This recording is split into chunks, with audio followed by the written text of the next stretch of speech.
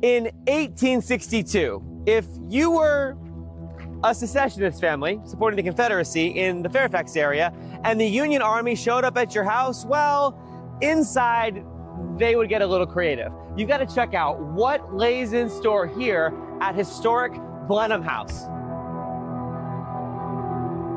Sean, from the outside, it looks like a normal brick house, but inside? Inside, it's a lot more special. We had, in March of 1862, Union soldiers came into this house and they wrote their names on the walls, they drew images, and they wrote messages. So it's really a diary on the walls of the experience of the common soldier. Left this way on purpose? Yes, left this way on purpose. It doesn't look like your Mount Vernon or your Monticello, fully renovated and beautiful. So here in Fairfax, this became the headquarters for the Army of the Potomac, and we think there were about 36,000 men here in that week of March, from March 10th to March 17th. And having a home, look at this. Wow.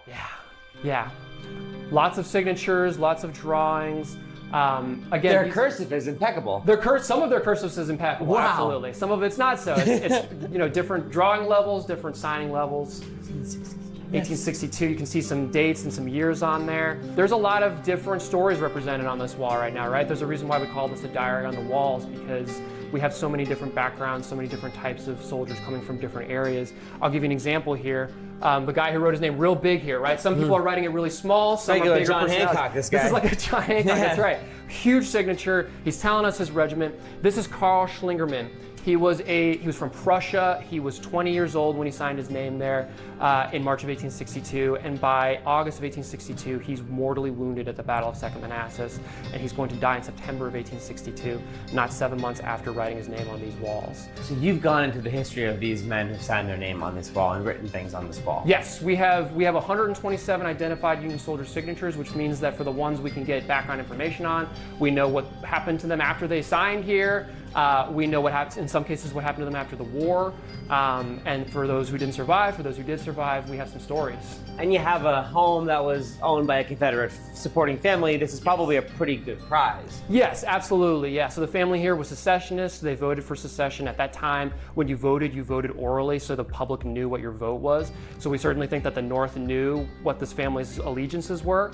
And certainly, months before soldiers came here in March, a group came and busted up the interior of the house. They destroyed furniture, the stairwell, and so we think the family left so that when the Army comes in March, this is an empty house for them to draw upon. And then we've got this here. I think it says, "Lovely ones, we come to protect and not to injure the Mr. or Mrs. of the house.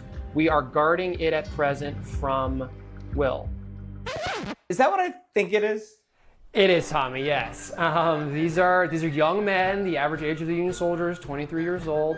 They're far away from home. They're far away from what they know. And so, yeah, there are some examples on our walls of maybe spicier imagery than what you would expect from that time period. I didn't think I would see spicy imagery from the Union Army, but here we are.